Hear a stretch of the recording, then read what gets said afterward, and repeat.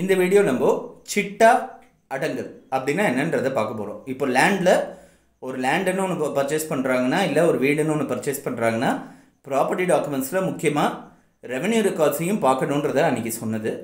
அந்த ரெவென்யூ ரெக்கார்ட்ஸை பார்க்கும்போது பட்டா சிட்டா அடங்கல் அது ரொம்ப ஒரு முக்கியமான ஒரு part of revenue records. So இந்த பட்டானா என்னன்றது போன வீடியோவில் நம்ம பார்த்தோம்.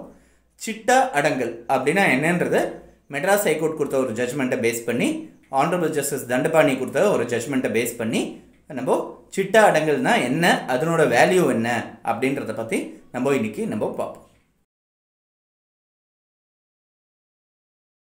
இந்த கேஸோட title Kawarlal versus government of Tamil Nadu. ஜூலை 2022 1 ஜூலை 2022 அன்றைக்கி மெட்ராஸ் ஹைகோர்ட்டால் பாஸ் பண்ணப்பட்ட ஒரு முக்கியமான ஒரு ஜட்ஜ்மெண்ட்டு, சிட்டா அடங்கல் சம்மந்தப்பட்ட ஒரு ஜட்ஜ்மெண்ட்டு. மெயினாக லேண்ட் அக்விசிஷன் சம்மந்தப்பட்ட ஒரு கேஸ் இது. லேண்ட் அக்விசிஷன் சம்மந்தப்பட்ட ஒரு கேஸ் இது. லேண்ட் அக்விசிஷனுக்கு கிளைம் பண்ண ஒரு விஷயம் ரொம்ப நாள் கழித்து ரைஸ் பண்ணப்படுற ஒரு கிளைம். ஜஸ்ட் அந்த சிட்டா அடங்கல் ஒருத்தர் பேரில் இருக்குன்றதை மட்டுமே அடிப்படையாக வச்சு லேண்ட் அக்விசிஷன் பேஸ் பண்ணி ஒரு காம்பன்சேஷன் கிளைம் பண்ணக்கூடிய ஒரு கேஸ் சம்மந்தப்பட்ட இது. சிபிசிஎல் அப்படின்னு ஒரு ப்ராஜெக்டுக்காக, சென்னை பெட்ரோகெமிக்கல்ஸ் அப்படின்றதுக்காக ஒரு ப்ராஜெக்டுக்காக அக்வயர் பண்ணப்பட்டது. நிறைய லேண்ட்ஸ் அக்வயர் பண்ணப்பட்டது. அதில் இவங்க பெட்டிஷனரோட லேண்டோ அக்வயர் பண்ணப்பட்டதுன்னு சொல்லி அவங்க கேஸில் சொல்கிறாங்க.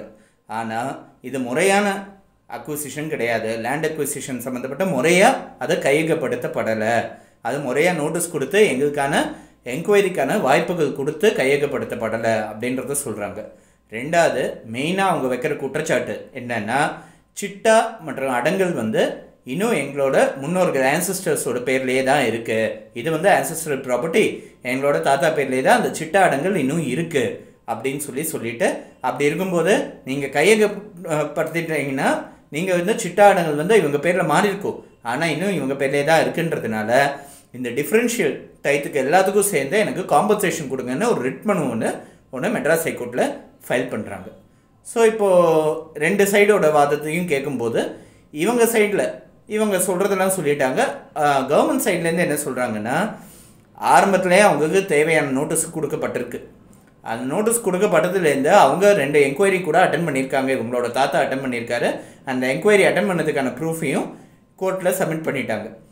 சிட்டா அடங்கல்னு சொல்லி அவங்க கொடுக்குற டாக்குமெண்ட் 2015 தேதி போட்ட ஒரு டாக்குமெண்ட். அந்த விஏஓ எந்த அடிப்படையில் சிட்டா அடங்கல் இவங்க பேரில் இருக்குது அப்படின்ற அந்த தாய்ப்பத்திரம் மூலமாக வந்ததா, இல்லை வேறு எந்த அடிப்படையில் இவங்க பேரில் சிட்டா அடங்கல் இருக்குதுன்னு சொல்லி அதில் குறிப்பிடப்படலை அப்படின்றது கவர்மெண்ட்டோட தரப்பு வாதமாக இருக்குது. அதனால் இந்த சிட்டா அடங்கல் எப்படி இவங்க பேரில் வந்ததுன்றது தெரியாது. ஆனால் இது மட்டுமே அடிப்படையாக வச்சு இவங்களுக்கு காம்பன்சேஷன் கொடுக்க முடியாது.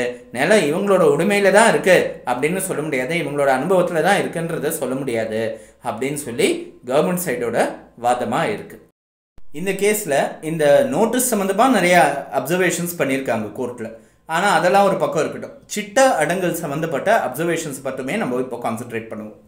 ஃபஸ்ட்டு கோர்ட் என்ன அப்சர்வ் பண்ணியிருக்காங்க அப்படின்னா, வெறும் சிட்டா அடங்கல் அது மட்டுமே ஒரு ப்ராப்பர்ட்டிக்கு டைட்டில் கொடுத்துடாது, டைட்டில்னா உரிமைகளை கொடுத்துடாது அப்படின்னு சொல்லியிருக்காங்க. மெயினாக இதுக்கு சிட்டா மற்றும் அடங்கலுக்கு டைட்டிலை டிசைட் பண்ணுறதுக்கான வேல்யூ இருக்கே தவிர்த்து அது மட்டுமே அடிப்படையாக வச்சு இவர் தான் இந்த ப்ராப்பர்ட்டியோட ஓனர்னு நம்மளால் திட்டவட்டமாக சொல்லிட முடியாது அப்படின்றத சொல்லியிருக்காங்க.